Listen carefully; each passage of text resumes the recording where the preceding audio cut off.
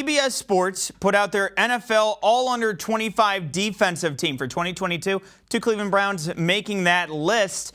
Jeremiah Owusu-Koramoah at linebacker making the list, as well as Greg Newsome making the list there as well. And to talk about all of that, we bring in Casey Kinnamon of Dog Pound Daily. Casey, one, thank you for joining us. And two, Greg Newsome, Jeremiah Owusu-Koramoah, again, that tag team in that NFL all under 25 from that 2021 draft class really seems to be paying off dividends, especially with the rest of that veteran group there on the defensive side as well. Oh, yeah. Barry knocked it out of the park, that draft, just getting those two players. Those are two top, those are first-round talents, period.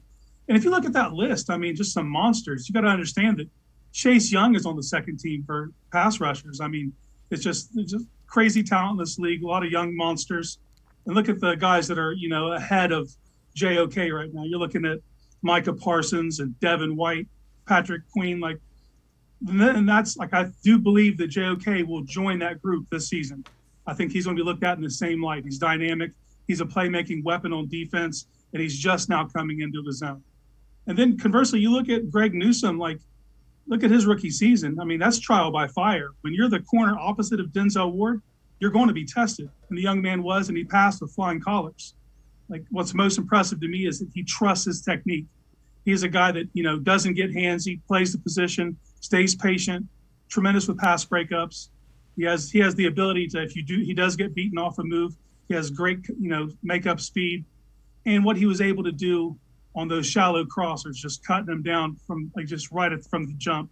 That's huge when you're playing teams like the Steelers who just utilize that kind of playmaking.